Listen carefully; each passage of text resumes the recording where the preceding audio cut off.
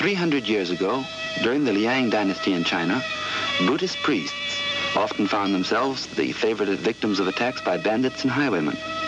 They responded in a rather unpriest-like fashion by creating a system of self-defense, which is to this day unequaled for its deadly effectiveness. Thus was born the vigorous art of karate, a form of self-defense in which no weapons of any sort are used. In fact, in Japanese, karate means empty-handed. Through practice and training, however, the hands become weapons in themselves, and such effective ones that no form of offensive attack can overpower them. The art of karate, as we know it now, was developed by the natives of Okinawa. Little or nothing is known of its history and development there, and it remained a mysterious art, more talked about than practiced in other parts of Asia, until 1922, when the Japanese Ministry of Education invited Kichin Funakoshi, an outstanding exponent of karate, to give an exhibition in Japan. The Japanese soon showed a keen interest in the development of this unusual art, and during the years this interest grew even stronger. At present, its popularity is increasing tremendously, to the extent that it is now finding its way into the Western world.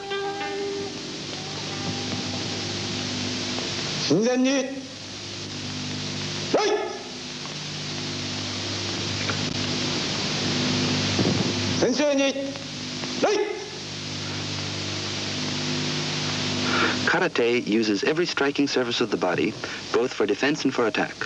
Especially important are the hands and feet, which are systematically trained until they become the most formidable of weapons. Since karate is essentially a defensive art, they become defensive weapons, to be used when attacked, in which case they are also used for counterattack.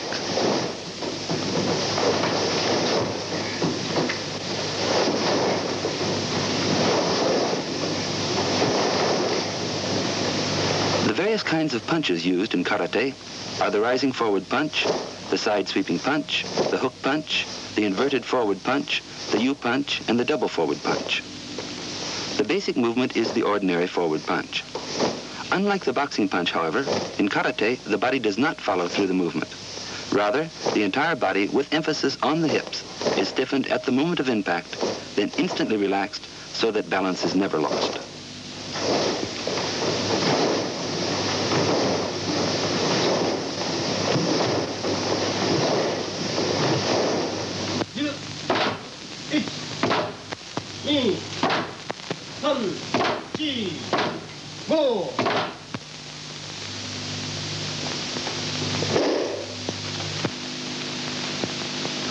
Just as important in karate as the punch is the kick.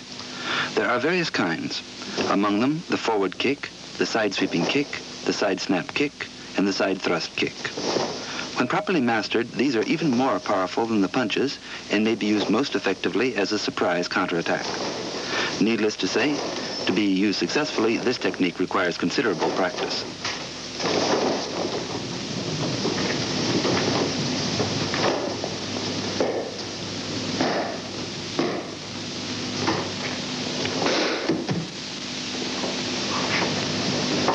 The basic principle of karate is that a strong defense is the best possible offense.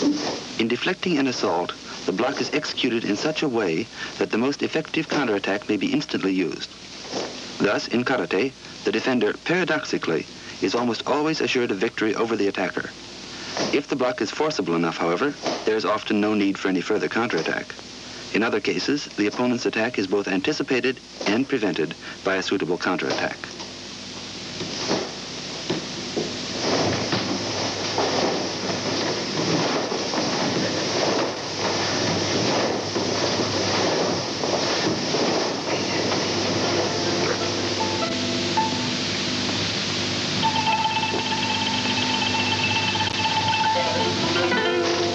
Learning the formal exercises is one of the most important facets of karate training, for in this art the body must be made into a veritable weapon. These so-called kata, or sets of exercises, include all the various kinds of punching, kicking, and blocking, so that all kinds of imaginary attacks are successfully blocked and followed by effective counterattacks. There are more than 50 sets of such exercises, most of which were long ago developed by karate masters so that the students might practice by themselves. Some kata emphasize elaborate movements, while others specialize in speed.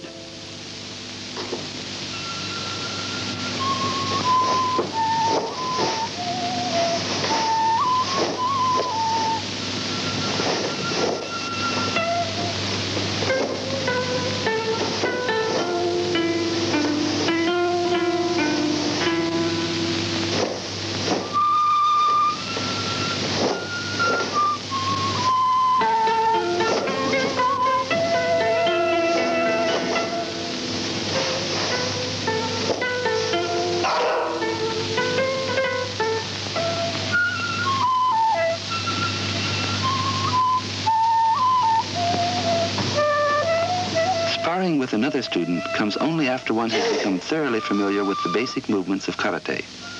In these mock fights, the attacker is prearranged, and the defender is required to apply the block proper to the mode of attack, following with the counterattack.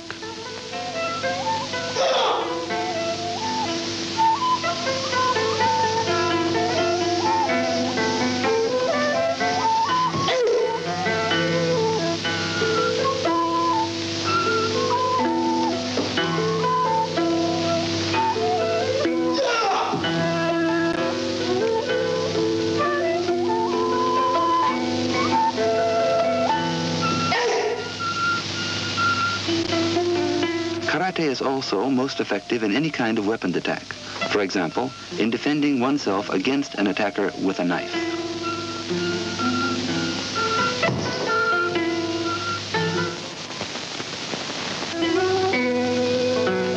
Boxing and karate share some common elements, but are actually quite different. In this earlier filmed comparison between the two, it will be noted that while agility and speed are most important in boxing, in karate it is the combination of various kinds of punches and kicks, plus speed and agility, which make the karate expert by far the more formidable opponent.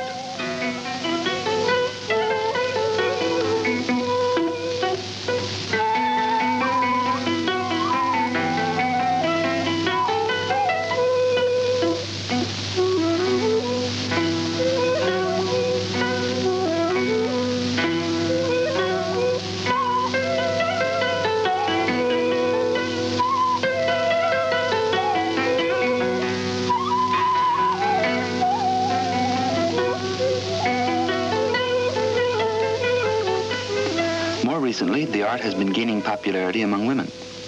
Since brute strength is not required, and since karate is more an art than a sport, one may become adept by learning its fundamentals, by constant practice in muscular control and body coordination. Thus, even the most slightly built women may learn a very sure means of self-defense.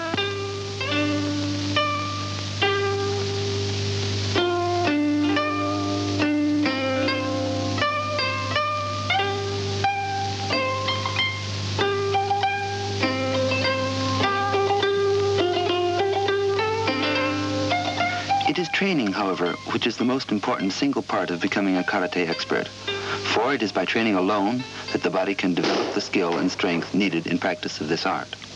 Thus, one of the tests of proficiency consists of breaking 3 one-inch boards with the fist or feet, or cracking 10 pieces of slate with one blow.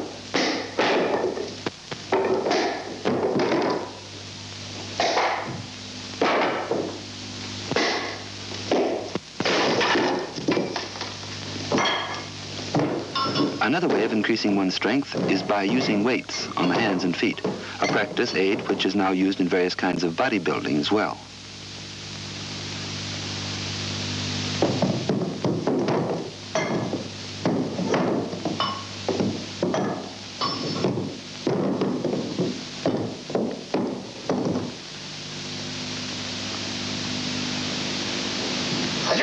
After mastering the fundamentals, the student is ready for freestyle practice.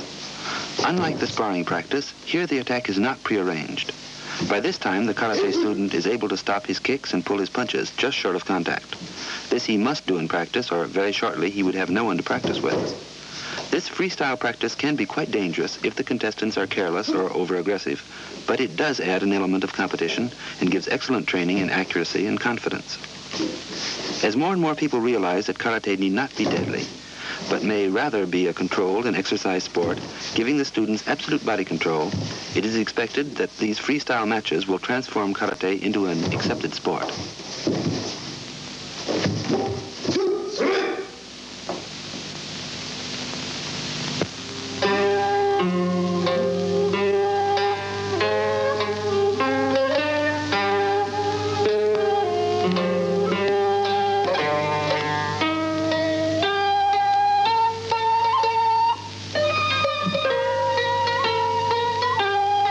Karate, as a most effective scientific technique of self-defense, is gaining popularity not only in the specialized institutes teaching it, but also in offices, in homes, in the country, and in schools. It is also becoming a part of the regular training of the American Air Police stationed in Japan. There is every prospect that Karate will soon cease being a purely Japanese art and will gradually spread throughout all the countries of the world, becoming both a sport and a superb means of self-defense.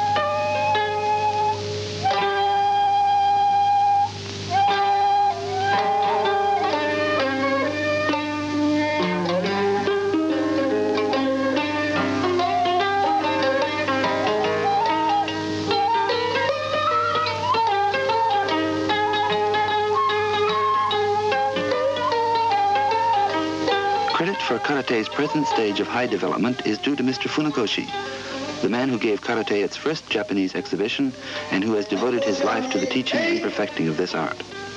Formerly regarded as somewhat esoteric, its fundamentals were kept secret and were passed on from master to select students. Now it is on its way to becoming a worldwide art.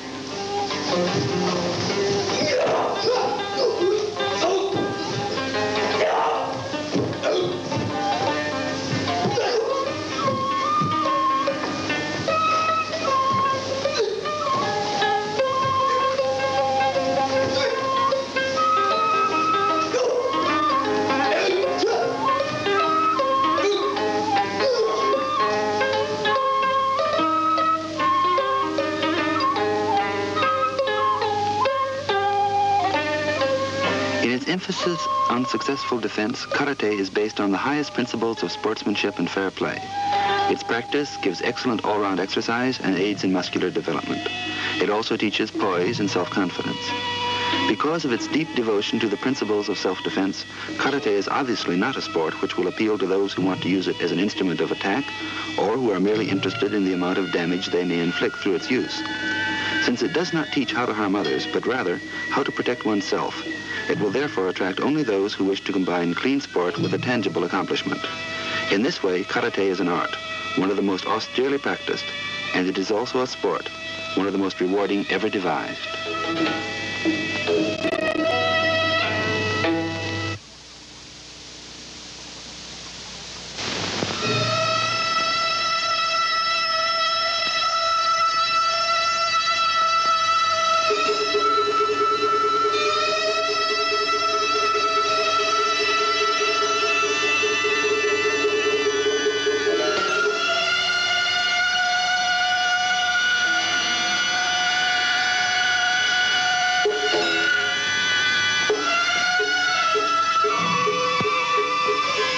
Karate, or empty-handed, was the most strenuous military art of old Japan and remains today a most unusually effective form of bare-handed combat.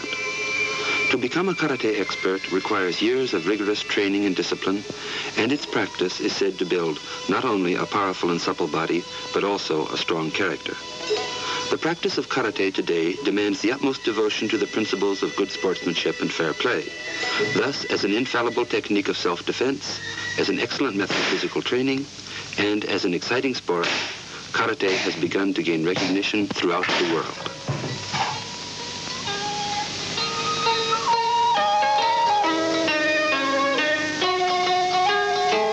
Here are two karate men demonstrating the main principles of defense and attack in slow motion. This type of practice, in which the form of attack is prearranged, is what is first taught beginners. Later, as skill is developed, freestyle sparring, in which attacks are not prearranged, may be engaged in as a sport. When this stage is reached, punches and kicks are stopped just short of contact in order to avoid seriously injuring the opponent.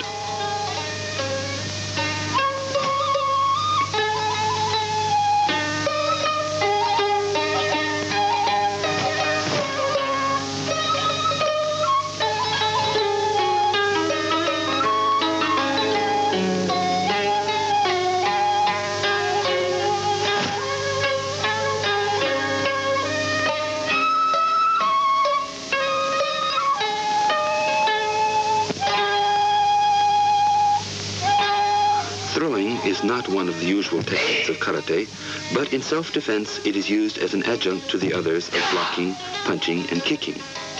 In karate, throwing depends upon an effective use of the force of the opponent's attack and is used either before or after punching.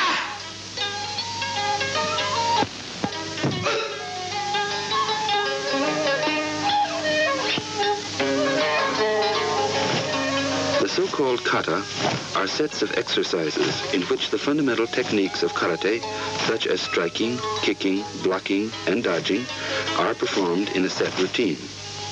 There are more than 50 such sets of exercises, some relatively simple, others rather complex. These enable the karate student to practice by himself and to perfect his form. In practicing these exercises, one imagines being attacked in various ways and from all directions.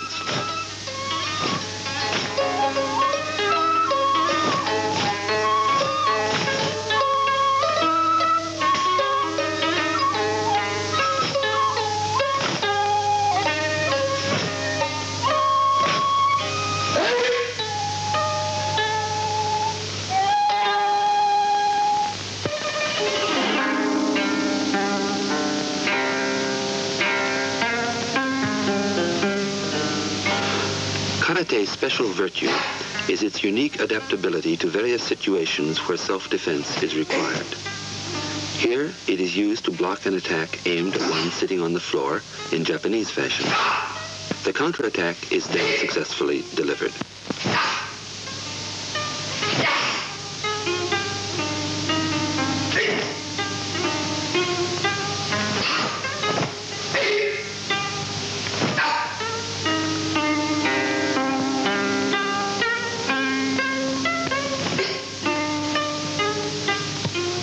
When sitting on a chair, the mobility of one's hands and feet is considerably less than when standing. The karate expert, however, can skillfully block the enemy's attack and then deliver his own counterattack aimed at the most vulnerable point.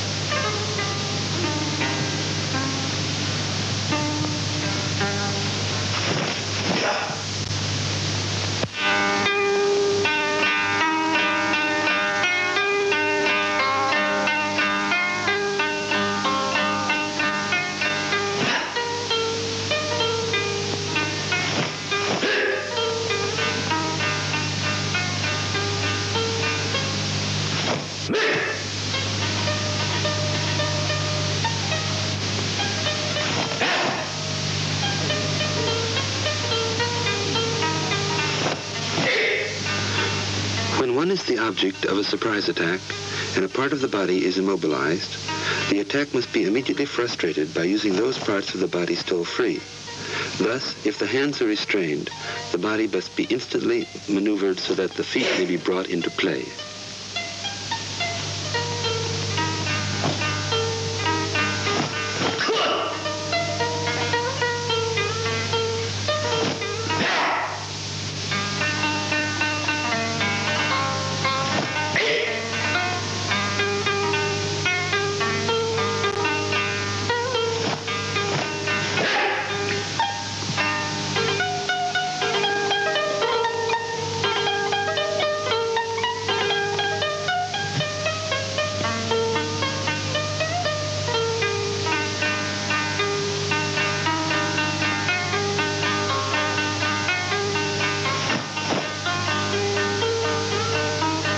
Weapons, too, are generally useless against the karate expert, who, taking advantage of a moment of inattention on the part of his opponent, may successfully defend himself against a pistol.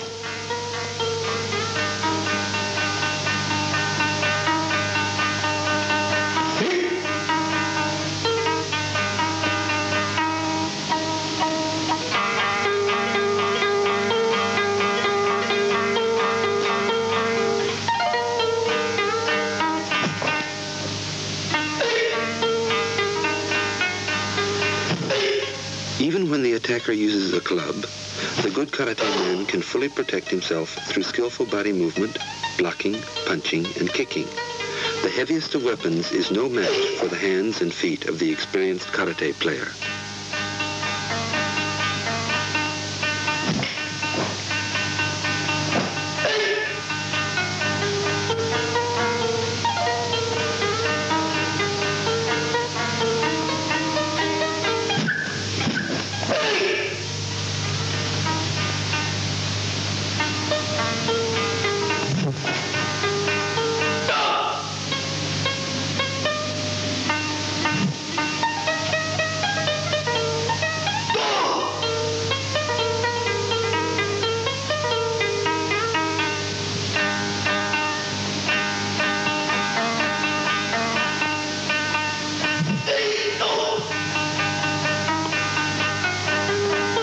The aim of karate is not to injure others, but to defend oneself when attacked. Then, and only then, are karate techniques brought into play. For this reason, karate is much more than merely a way of fighting. It is a controlled and regulated sport, the art of which consists not only of the most absolute self-control, but also a complete observance of the universal code of good sportsmanship.